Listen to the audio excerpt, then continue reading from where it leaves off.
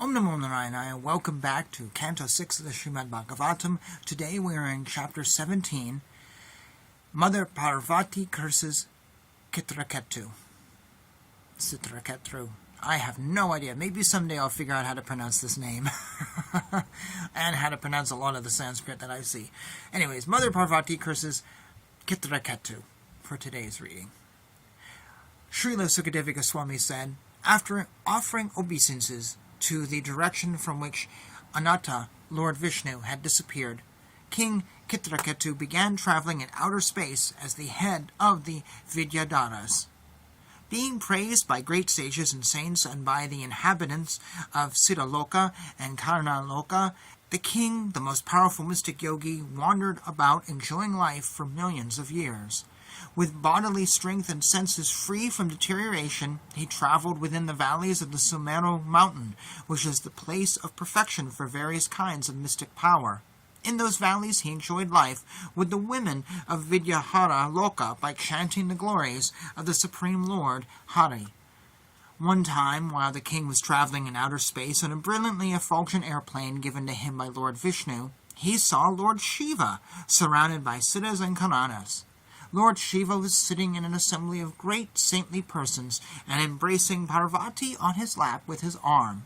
The king laughed loudly and spoke within the hearing of Parvati. He said, Lord Shiva, the spiritual master of the general populace, is the best of all living entities who have accepted material bodies.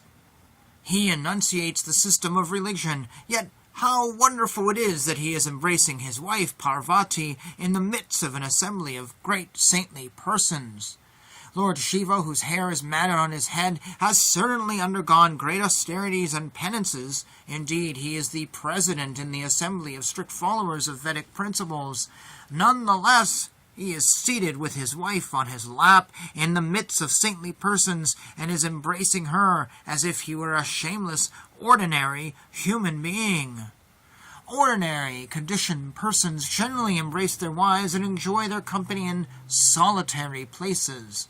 How wonderful it is that Lord Mahadeva, although a great master of austerity, is embracing his wife openly in the midst of an assembly of great saints. Sri Sukadeva Goswami continued his story. After hearing the king's statement, Lord Shiva, the most powerful personality whose knowledge is fathomless, simply smiled and remained silent, and all the members of the assembly followed the Lord by not saying anything. Not knowing the prowess of Lord Shiva and Parvati, the king strongly criticized them. His statements were not at all pleasing, and therefore the goddess Parvati, being very angry, spoke as follows to the king, who thought himself better than Lord Shiva in controlling his senses. The goddess said, Alas, has this upstart now received a post from which to punish shameless persons like us? Has he been appointed ruler, carrier of the rod of punishment? Is he now the only master of anything? Alas, Lord Brahma, who has taken his birth from the lotus flower, does not know the principles of religion, nor do the great saints like Bhargu and Narada, nor the 4 Kumaras headed by Sanat Kumara. Manu and Kapila have also forgotten the religious principles. I suppose it to be because of this that they have not tried to stop Lord Shiva from behaving improperly. This king Citraketu is the lowest of Kshatriyas, for he has impudently overridden Brahma and the other demigods by insulting Lord Shiva, upon whose lotus feet they always meditate. Lord Shiva is personified religion and the spiritual master of the entire world, and therefore the king must be punished. This person is puffed up because of his achievements, thinking, I am the best. He does not deserve to approach the shelter of Lord Vishnu's lotus feet, which are worshipped by all saintly persons, for he is impudent, thinking himself greatly important. O impudent one, my dear son, now take birth in a low, sinful family of demons, so that you will not commit such an offense again towards the exalted, saintly persons in this world. Sri Sukadeva Goswami continued his story. When the king was cursed by Parvati, he descended from his airplane, bowed before her with great humility, and pleased her completely. He said, My dear mother, with my own hands folded together I accept the curse upon me. I do not mind the curse, for happiness and distress are given by the demigods as a result of one's past deeds. Deluded by ignorance, the living entity wanders in the forest of this material world, enjoying the happiness and distress resulting from his past deeds, everywhere and at all times. Therefore, my dear mother, neither you nor I am to be blamed for this incident. In this material world, neither the living entity himself nor others, such as friends and enemies, are the cause of material happiness and distress, but because of gross ignorance, the living entity thinks that he and others are the cause. This material world resembles the waves of a constantly flowing river.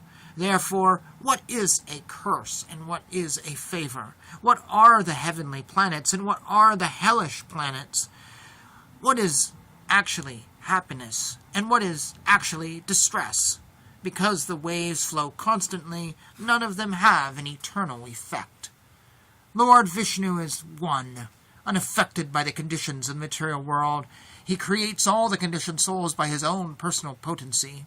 Because of being contaminated by the material energy, the living entity is put into ignorance and thus into different conditions of bondage. Sometimes by knowledge, the living entity gives liberation. In Sattva Guna and Raja Guna, he is subjected to happiness and distress. Lord Vishnu is equally disposed towards all living entities. Therefore, no one is very dear to him, and no one is a great enemy for him. No one is his friend, and no one is his relative. Being unattached to the material world, he has no affection for so-called happiness, or hatred for so-called distress. Those two terms of happiness and distress are relative. Since the Lord is always happy, for him there is no question of distress. Although the Supreme Lord is unattached to our happiness and distress according to karma, and although no one is his enemy or favorite, he creates pious and impious activities through the agency of his material potency. Thus, for the continuation of the materialistic way of life, he creates happiness and distress, good fortune and bad, bondage and liberation, birth and death. O Mother, you are now unnecessarily angry, but since all my happiness and distress are destined by my past activities, I do not plead to be excused or relieved from your curse. Although what I said is not wrong, please let whatever you think is wrong be pardoned. Sri Sukadeva Goswami continued his story. After the king satisfied Lord Shiva and his wife, he boarded his plane and left as they looked on. When Lord Shiva and Parvati saw that the king, although informed of the curse, was unafraid, they smiled, being fully astonished at his behavior. Thereafter, in the presence of the great sage Narada, the demons, the inhabitants of Siddhaloka, and his personal associates, Lord Shiva, who is most powerful, spoke to his wife while they all listened. Lord Shiva said, "My dear Parvati, have you seen the greatness of the Vaishnavas? Being servants of these servants of Lord Vishnu, they are great souls and are not interested in any kind of material happiness. Devotees solely engaged in the devotional service of Lord Vishnu never fear any condition of life. For them, the heavenly planets, liberation, and the hellish planets are all the same, for such devotees are interested only in the service of the Lord. Because of the actions of the Supreme Lord's external energy, the living entities are conditioned in contact with material bodies. The dualities of happiness and distress, birth and death, curses and favors are natural products of this contact in the material world. As one mistakenly considers a flower garland to be a snake, or experiences happiness and distress in a dream, so in the material world, by a lack of careful consideration, we differentiate between happiness and distress, considering one good and the other bad. Persons engaged in devotional service to Lord Vasudeva have naturally perfect knowledge and detachment from this material world. Therefore, such devotees are not interested in the so-called happiness or so-called distress of the world. Neither I, nor Brahma, nor the Asvini Kumaras, nor Narada, or the other great sages who are Brahma's son, nor even the demigods can understand the pastimes and personality of the Supreme Lord. Although we are part of the Supreme Lord, we consider ourselves independent, separate controllers, and thus we cannot understand his identity. He holds no one as very dear, and no one as inimical. He has no one for his own relative, and no one is alien to him. He is actually the soul of all living entities.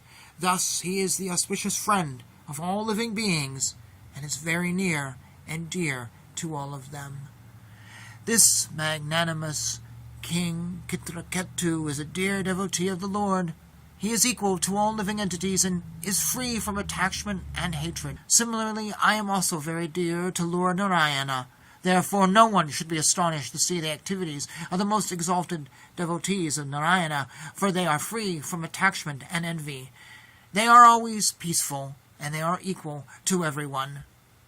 Sri Sukadeva Goswami said, after hearing this speech by her husband, the demigoddess gave up her astonishment at the behavior of the king and became steady in intelligence.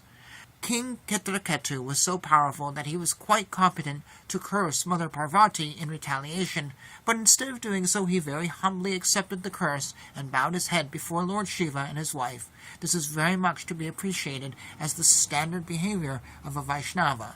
Being cursed by Parvati, that same king accepted birth in a demonic species of life. Although still fully equipped with transcendental knowledge and practical application of that knowledge in life, he appeared as a demon at the fire sacrifice performed by Devasta, and thus became famous as Vitrasura. My dear King Pariksit, you inquired for me how Vitrasura, a great devotee, took birth in a demonic family. Thus I have tried to explain to you everything about this. The king was a great devotee. If one hears the story of him from a pure devotee, the listener also is freed from the conditional life of material existence. One who rises from bed early in the morning and recites this history, controlling his words and mind and remembering Lord Vishnu, will return home, back to Godhead, without difficulty. Thus ends chapter 17.